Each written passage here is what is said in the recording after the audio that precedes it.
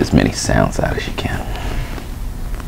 Can you just say something real quick? Sure. The Force is strong in you, young Skywalker, but you're not a Jedi yet. Star Wars, man.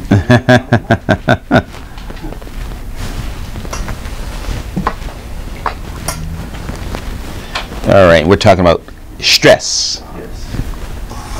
Excuse me. Can you do something for me real quick?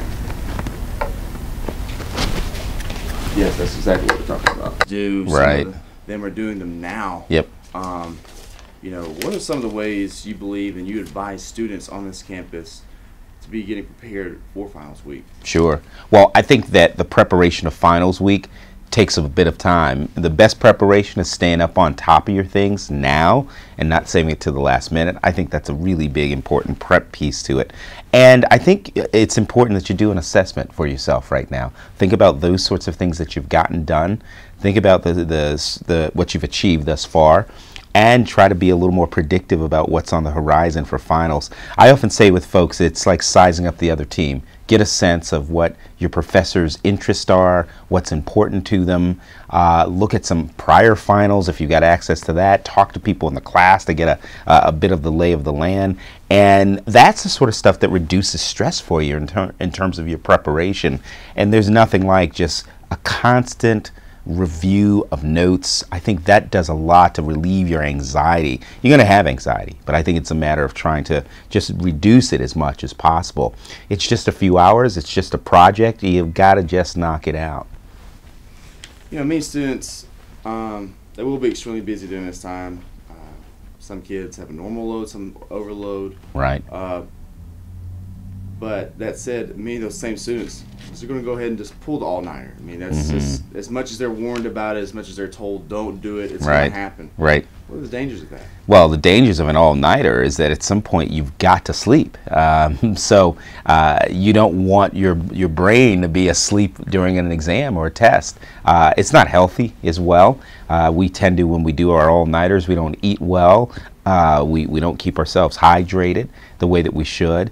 And, you know, again, I often think that, and here's the other thing, too, that sometimes happens with all-nighters. People get so desperate that they start to do silly things, like they plagiarize without thinking about it. They get desperate and they don't cite the right way. You just sort of fade off a little bit, and artificial stimulants that try and keep you awake aren't necessarily going to help you think better. So I'm always cautious about the all-nighters. I think that you just got to stop and say to yourself, what is it that I know? What is it that I've missed? And I'm not sure I can always catch up. I used to do this strategic thing where if I had gotten behind in some readings, there's a point where I've just got to say to myself, I'm just not going to get some of that reading done. The portions of it I'm not going to get done. I'm just going to have to skip over it.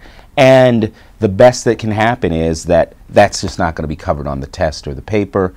And if it is, well, I made a calculated risk. But most of the time, I think it's far better to get current and to stay on top of what you've got to be doing right now these last couple of weeks, and go into your exams and your projects with the most current information that you've got. I mean, think about it. You've already taken a midterm or two, and so now's the time to just sort of size up that chunk of work that's been probably somewhere in about a 4-week stint, and move forward with that. But all-nighters are just not good things to do. No. You know, and obviously the worst thing is wasting time to the last minute. And, you know, kids can crash, like you said, dehydration. Probably the diet is the worst thing. Because sure. I remember from undergrad, eating candy 2, 3 in the morning, just whatever. Or right. It's not even that you're hungry, but you're just, you know, just putting all this junk in your body. Right. Beyond the coffee and the Red Bull, many kids stress out over their studies. They're on scholarship. They have, right, you know, grades writing. Some don't just want a B, B+. They want the A. Right. And there's probably some pressure to take, like you said, an artificial stimulant. Right. Which is Adderall, Vyvanse, all these that are prescribed for people who have ADD. Right. How can you and this office help to kind of prevent that and, you know, create a campus that is doesn't have that sort of identity? Right. Well, I think the name of the game ultimately is that you want to try and establish and keep a good routine for yourself, regardless. And that's got to carry you throughout the entire semester. It's still helpful even during finals, even during the most stressful times, to make sure that you're still taking a little time for yourself. Make sure that you are sleeping, that if you got a favorite show you watch at a certain time each week, that you do that. If you're painting, go ahead and do that. If you make a regular visit to a place that's important for you, that's fun for you and real nourishing for your soul and your mind and your body, continue to do those sorts of things. So first things first is we're going to say to you, don't get off your routine.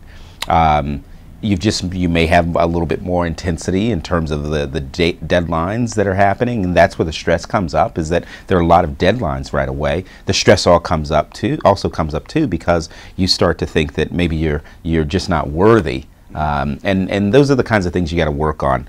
We've got an educational resource center here at the university. They are masters at really working with you about studying, keeping up, and particularly how you deal with the anxiety of these next few weeks. So I recommend that people take the time to just sit and talk to people about that. They do some sessions on a regular basis this time of year, and I take advantage of that.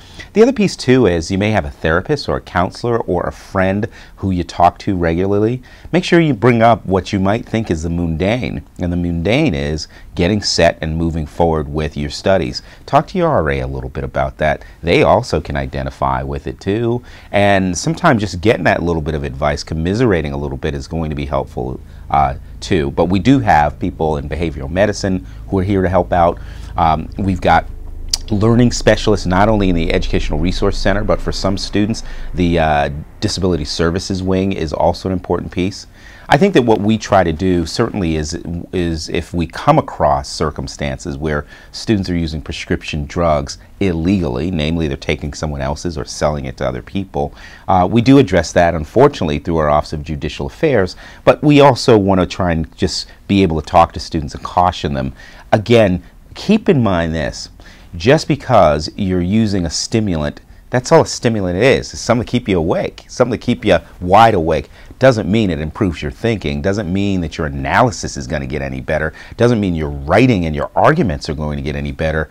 You're going to just be awake, and you're still going to be tired. You know, tiredness is really, and exhaustion are really about some mental states, not just a physical state that you're in. So a stimulant's great for making your body do something it doesn't want to do and that's off cycle, but staying on cycle and thinking during your best times to think, and making sure that you keep as healthy a mental state for yourself as well as a physical state for yourself always goes a long way to just being up. You know, I hope that the way that we keep a community here that doesn't go towards drugs and stimulants during this time, binging on that, is by us keeping an eye out for each other. And really ask your friend, do you really need to drink another 5-hour energy drink? Is that really going to be helpful to you right now? Or would it be better for you to go get some sleep, and I'll make sure to wake you up in a few hours so that you can get back into what you got to do in terms of some later study? So it sounds as if you strongly advocate and advise talking to people in res life who have knowledge, who are trained in the aspect of student behavior, right, and knowing their study habits, how to deal with a community. That's something that you strongly push for? I do strongly advise that students talk to people. Our folks in the Office of Residence Life are very knowledgeable about and trained to think about and spot issues that are related to poor study habits, to people being exhausted, tired, and maybe falling behind, as well people who may have given up a little bit, because it is real easy to decide, I'm behind, I'm not feeling particularly confident in this course or with these courses, so I'm just going to stay here and do nothing. That's never a great way to do it. What's more, the folks around here, whether it be in Residence Life, the Educational Resource Center, my office here in the Dean of the Students Office, we can also advocate for you with your professors, with the deans of your schools and colleges, to try and make sure that we get you the kind of help. And it's okay to take a little help. There's nothing wrong with that. And that's a big first step, is that I do need help. And I'm going to go talk to some folks who aren't going to judge me, but what they're going to do is to say, well, let's judge what you've been doing and see if we can help you improve what you've got to be doing. Ultimately, you're going to have to do the work. We're not people who are going to give you excuses, but we are going to be folks that can help analyze how you've been operating when it comes to studying, how you, we'll help you assess what you actually know, and try our best to give you some tips that'll make sure that that anxiety level stays at a state that you can manage. Anxiety is going to be there. Can't take away anxiety. That's a personal sort of thing. I happen to be a person who thinks that anxiety is actually a good creative force in my life, so I try to adopt the anxiety as opposed to run away from it. Final question, and you pretty much summed it up, I think, best possible, but what are just some great words of encouragement for students as they head into this? I think as we head into finals, I'm going to say this to students: you can do this. You were meant to be here. You are here. It's your time. You can do this.